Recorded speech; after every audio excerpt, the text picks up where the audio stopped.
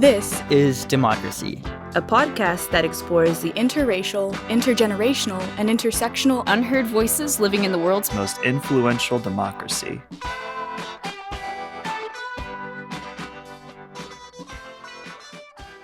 Welcome to our new episode of This is Democracy. I hope everyone had a happy Thanksgiving. Today we're going to discuss one of the most important areas of the world that receives more attention in many ways than many other areas of the world, but an area that's often not well understood, and not well understood not only for its foreign policy implications, but also for domestic policy. I'm referring to the Middle East, and we're fortunate today to have an expert on the region, one of my students, in fact, and colleagues, Emily Whalen. Good morning, Emily. Good morning. It's so nice to have you on. Emily has spent the last year living in the region, and she's writing about many of the historical and current developments in the region. She's really one of the foremost young people who understands the region, writes about the region, and puts current events in historical perspective. So we're very fortunate to have her with us this morning. Before we turn to Emily, we have Zachary's poem. Zachary, what's the title of your poem today? The Last Time I Cried for the Middle East. The Last Time I Cried for the Middle East. Well, let's hear it. Sitting in a TV studio, looking out at the peaceful evening sky below, watching the pictures of Syria's slow slip into the slick of dissolution, the gas blown out, waiting for medicine from never, runes ruining the ruining of forever, children, and the world doesn't wait for the injured. Over the radio, the stories from Yemen flow into the living room, the starving, bomb-blasted, living in the dark, hills losing the civilized mark, people, and the world doesn't stop for the Middle East. Trying to sleep one night, losing the battle for rest, the forever fight, hoping not to have heard of the tortured soul, missing dead journalists on the floor of the consulate, the can't drive, can't eat, daring to defy, wide desert of deserted and can't remember why, a nation and the world doesn't pause for an instant. And I can't remember the last time I cried for the Middle East, the last time I cried for the bountiful bazaars spread across the sidewalks, the expanse of dunes that haunts one to the core, the heroes smashed deep into the desert swept, the hills rising sharp beyond the temperate blue seas, the temples lost among the sand, blown towards the stars on low-quality video footage. And I can't remember the last time I cried for the Middle East. That's a very evocative poem, Zachary. Why the title? Why I can't remember the last time I cried for the Middle East? Well, it's speaking to the fact that we've become numb to all the violence that we see in the Middle East, and it's become normal, and we forget all of the wonderful things in the Middle East, and we just begin to expect the violence, and we don't think about the violence in our everyday life as we do in other regions. Right. Emily, Zachary's poem presumes that we all know what this concept of the Middle East refers to. Where does the term come from, and why do we use it? Well, thank you, Zach, for that poem, and thanks, Jeremy, for having me on. I'm really delighted to be here. In terms of the term Middle East, that is, I'm not sure of the provenance of the term itself, but there's a lot in that phrase, right? A lot of times my friends and I will jokingly refer to America as the Middle West. Because, when you designate that something's east, you're also implicitly designating where the center is and what is at the center. And so Right. it's east of Europe, it's east of North America, and implicitly in the term Middle East is, of course, the idea of the West as well. It's so widely used at this point that it would be sort of clumsy not to use it. But technically it refers to the Arabian Peninsula, the Levant, and then also sort of Western Asia. And now it has also come to refer to Northern Africa as well. So it's a broad swath of land, and it's not confined to one particular continent. So it's representative of the region as a place of exchange, as a place of interaction, and as a place of blending, which it has historically served, throughout most of human history. Right. Why do we use this term for such a diverse place? I mean, we have 4 to 5 religions more. We have so many different languages and cultures. Why this term for such a diverse place? Some of it is sort of convenience. People often, you need a term to be able to refer to a group of countries and a group of regions that share significant cultural elements and share significant historical elements. So the Arab conquest in the 6th century, that sort of covers it. What we refer to as it sort of covers the heartland of what was the Arab conquest. The reason I think that we have such a generic term for it is precisely, as you said, there's so many different religions, there's so many different languages, there's so many distinct cultures. I spent a few years living in Jordan before I was living in Lebanon, and those are two countries that are very close to each other but have incredibly different cultures. Jordan is more of a Bedouin culture, more of a desert culture. Lebanon has a much more urban culture. It's much more sort of the heart of the Levant. So precisely because the Middle East doesn't fit easily into any of the categories that we have invented for people in this sort of post-war, post-World War II era, we kind of give it a generic term that doesn't really capture all of its complexities, if that makes sense. Yes, yeah, no, that's actually very helpful. And why, with this generic term, why has the region come in the eyes of many Americans to be associated with particular kinds of behavior and particular experiences and not others? Zachary's poem refers to a sort of recurring list of violence and tragedy, which is part of the history, but of course not the entire history of the region. Sure. There are a few reasons for this. One is an historical reason. In the I'm going to sort of skip over the colonial era because that's a whole other right. podcast. But as the world begins to sort of organize itself, and the United States and Western Europe begin to engineer this program of organizing people by ethnic or religious designation into homogenous nation states, starting in 1919, let's say, in earnest, you run up against a problem in the Middle East, which is that there is really very little ethnic, religious, or even linguistic homogeneity. It is a place of exchanges, as I said, of blending, of diversity, and it's a place where there's been a very ecumenical approach to culture. Even during the Ottoman Empire, there was no sort of concerted program for converting people to Islam. You could be, any religion that you really wanted to be. You faced different laws, and you were in different sort of political positions because of that. But there was a much more, as I said, ecumenical approach to people's identities. So with the advent of nationalism and the creation of the nation state, you run up into a lot of problems in the Middle East because you start to get people sort of competing over which identity is going to be the primary identity, is going to be the organizing principle. And then that sort of runs up against the waves created by the colonial empires and imperialism. So there's a lot of overlapping currents here that are really hard to parse out and very difficult to kind of quantify. But the end result has been that there's been a lot of conflict and a lot of war in the Middle East. And in a sense, the term leads us to, as outsiders, leads us to emphasize that element of it, yes? Yeah. And what I would say is that there's another component of this, which is less historical and much more contemporary. And it can be difficult to remember how contemporary it is, but pretty much since 9/11, the relationship of the United States to the Middle East has been immediately intensely politicized. Mm-hmm. So the coverage of the region has tended to bias violence and to bias towards, negative stories and things like that because of the way in which the Middle East sort of broke into our 24-hour news cycle and our media culture so dramatically with the attacks on 9/11. And do you see this period since 9/11 as a period of not simply conflict within the region, but conflict in some sense spurred and encouraged by outside actors? Yeah, so this is always a point of conversation. There's an Arabic term, anlamada. It means the plot, and so there's a strong discourse that's existed ever since the colonial era, but it's definitely accelerated since 9/11.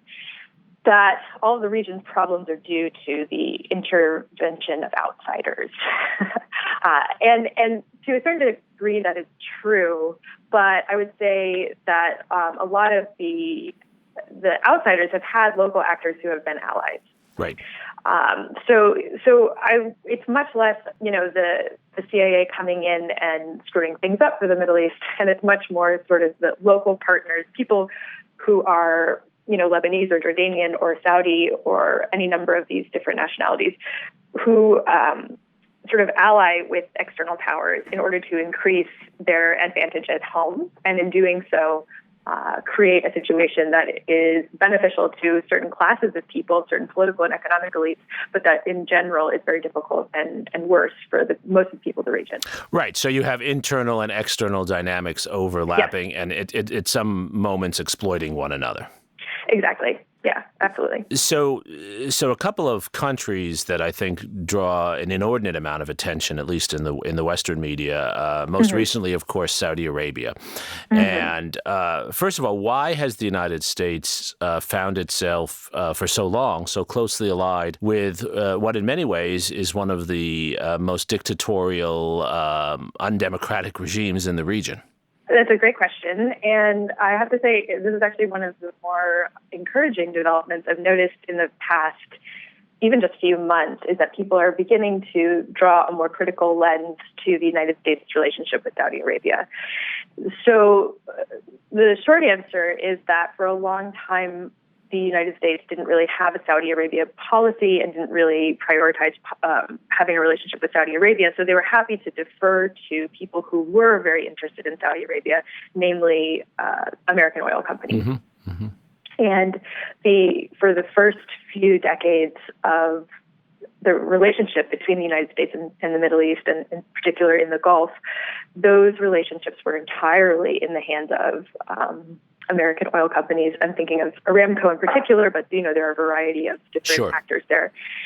So when you have the nationalization of the oil companies in Saudi Arabia and the turnover to Saudi control of those oil companies, there is a little bit of a shift, but for the most part, the people who are directing U.S. policy towards Saudi Arabia have at one point been beneficiaries of this system of oil extraction and selling. So you would refer, for example, to the Bush family that made money in oil, exactly. Yeah. Yes, exactly. Yeah. And so there is, I always hesitate to kind of talk about this because you don't want to promote conspiracy theories or things like that, but there is a demonstrable history of people who have been heavily involved in oil being the people who drive our policy towards Saudi Arabia. And so some of this is just bureaucratic inertia at this point. We are allies with Saudi Arabia because we've been allies with Saudi Arabia, and to change the gears of sort of the ship of state away from that would be incredibly difficult. But how do we reconcile that, Emily, with repeated, I think sincere American pronouncements about supporting democratization in the region? Yeah, it's difficult because we haven't really supported democratization. We've supported democratization in the sense that we support elections and the sort of what I would call formal democracy, the sort of external indicators, the measurable, achievable, I'm doing air quotes, but you can't see that because we're on a podcast. The measurable and achievable sort of things that we associate with democracy, but we haven't supported substantive democracy because in a lot of, especially in Saudi Arabia, there's a long history of the American oil companies helping the House of Saud to repress labor riots and to marginalize, particularly the Shia population in the eastern provinces. So we haven't actually supported substantive democracy, by which I mean people having a meaningful say in their own governance at every level, and that political figures will be accountable to the populations that they govern. That is not something the United States has unfortunately ever really supported in the region, because there has been in that an implicit threat to the economic interests of particularly powerful companies, and now the United States government in terms of our arms sales to the region. So when we look today at the Saudi assassination of Jamal Khashoggi, who was a dissident figure, an immigrant to the United States, a journalist who covered the region, is this something unusual? Is it unusual that the Saudis killed a dissident figure outside of their country? And is it unusual that the United States, at least the American president, is accepting this behavior? I would say it is unusual in one particular regard, which is that in its blatancy, in its flagrance.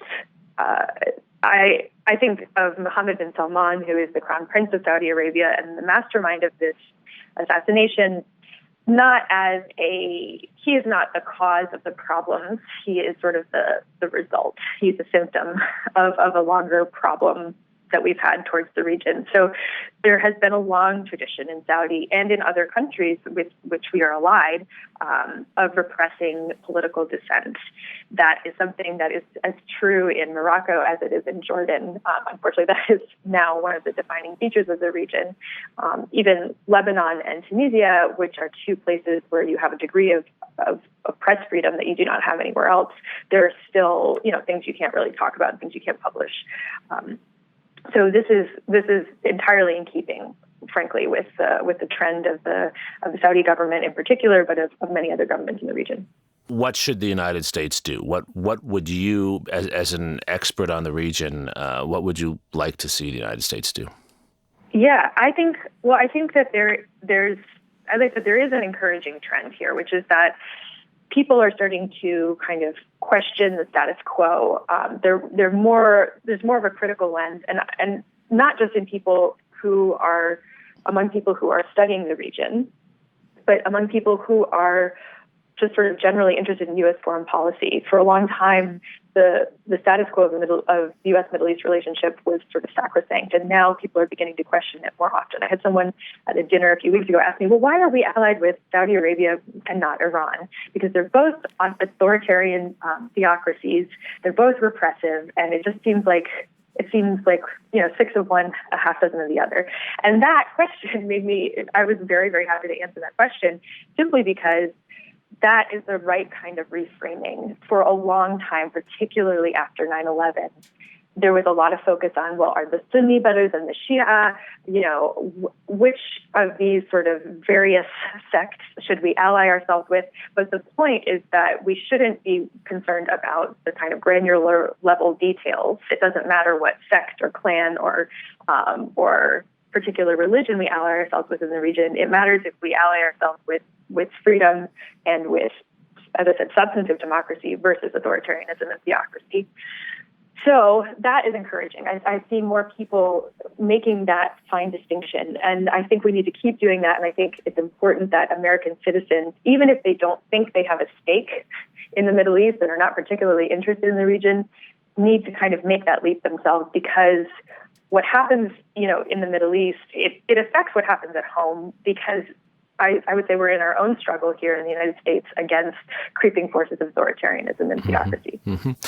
And focusing on substantive democracy, as you put it, makes a lot of sense.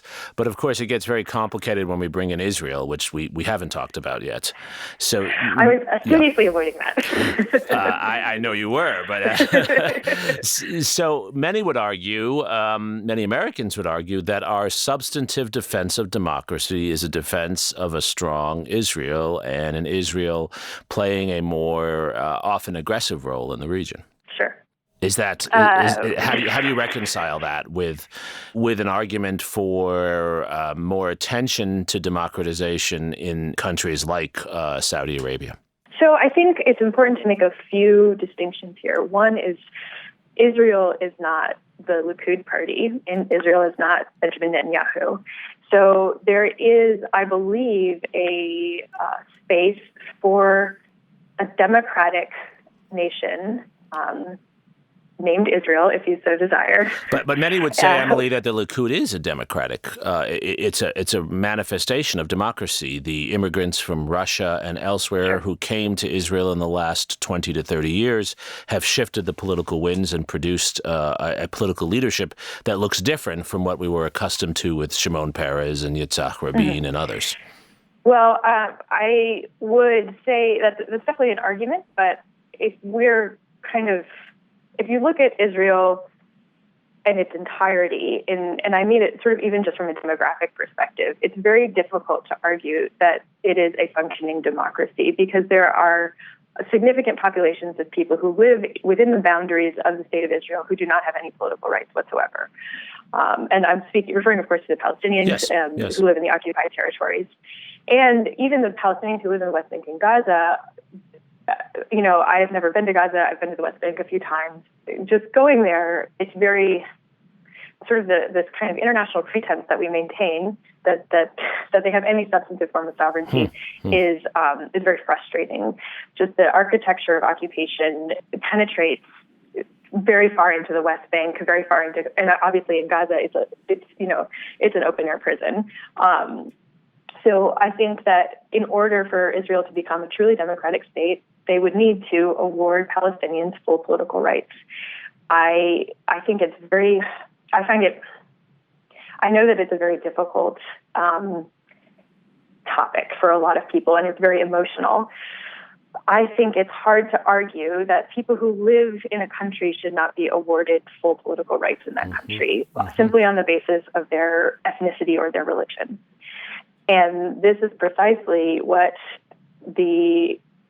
I think the Likud has pushed Israel farther away from that reality. I think there are a lot of people who live in Israel. There are a lot of Palestinians even who are happy to be Israelis as long as they have political rights. It's true, but many would argue, of course, that there's a recurring terrorist threat, that there are violent actors within those areas. These are difficult topics to reconcile. Why do we have such difficulty with these issues, Emily? I mean, I think you're doing a valiant effort to explain these very big questions. And it's interesting to hear you struggling to bring in so many different perspectives, and you're doing it so well. Why is it so hard to talk about these issues? It seems harder in the Middle East than almost anywhere else. It's so funny that you say that because I was just thinking it's so much harder to talk about these things in the United States than it is in the Middle East. One of the things I love about the region is that, everybody is you don't have the luxury of not being political. So everybody's very politically engaged, not, in terms of actual political activity. Unfortunately, a lot of them have had their rights curbed, but in terms of talking about politics, you talk about politics all the time.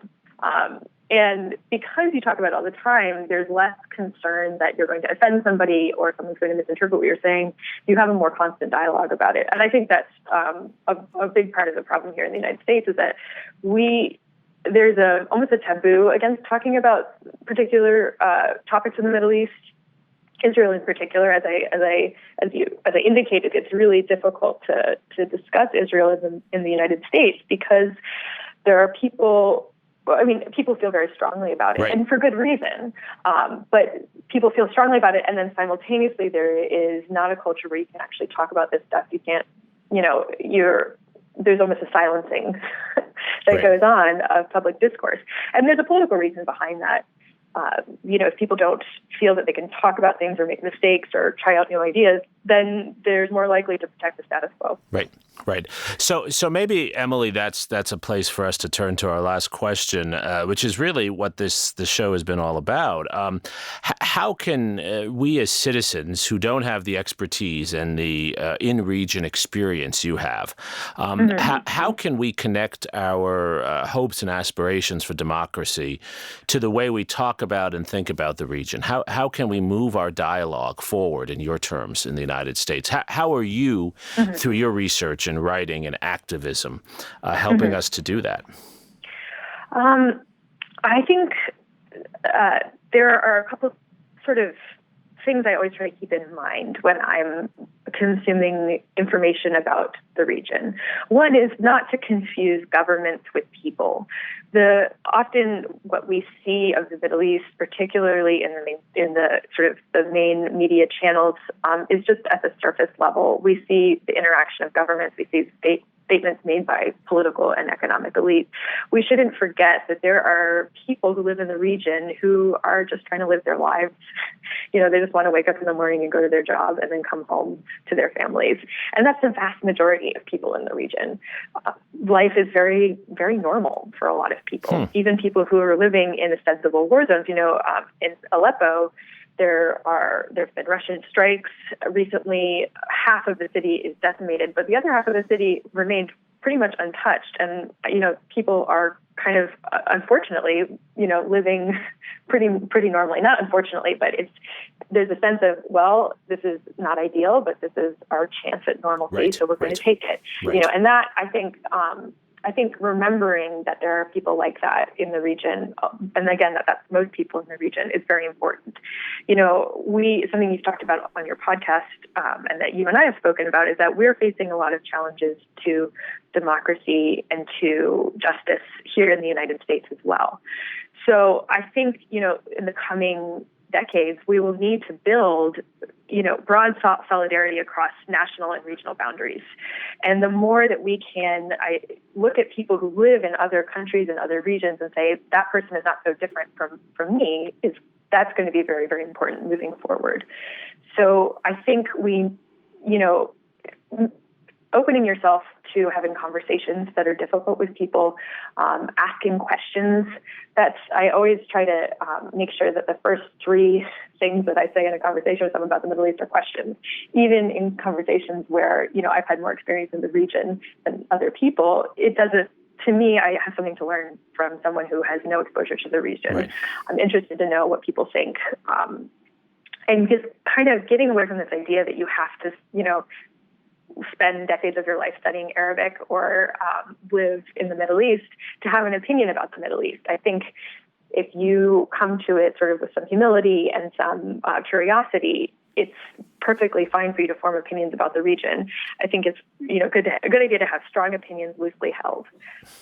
I like that, strong opinions loosely held. I also I love your emphasis upon the willingness to question and learn, even from a distance, rather than the almost flawed and seductive effort to impose one's views. To learn the views of others rather than impose one's views is an important discipline. And I think it's going to be important for the Middle East and for the United States, and I think for a lot of the world in the coming years, to be willing to think creatively about substantive democracy, how we achieve substantive democracy and don't fall victim to this kind of attachment to forms of democracy. So thinking about, maybe more participatory government, associative government, ways that we can engage politically, even here at home, that focus on what the important functions of government are, not on controlling particular territorial, territorial designations. Yeah. So, Zachary, are these the kinds of issues that motivate young people like yourself when you think about the Middle East? Do you and your friends care about democracy in the Middle East? I think we do, but I do think there's still a lot of people of my age who just think that the Middle East is just violence and that's it, and they can't think beyond that, and that's. And how can we get beyond that, Zachary? I think we just need better education, because often what we were taught about the Middle East is more about the conflict and less about the people. Right, and the culture. Right. Well, I think that's a perfect note to close on. Emily has given us such a tour de horizon, such a beautiful and deep understanding of the very complex dynamics in the region, and allowed us to understand the human element of it. And I think that connects to Zachary's poem and Zachary's final point here on how humanizing our understanding of a region is essential for a discussion of democracy. You cannot talk talk about democracy in any substantive form unless you actually think about the people who live within these systems that we're talking about, systems that we're often intervening in one way or another. Thank you for an enlightening conversation today. Thank you for joining us on This is Democracy.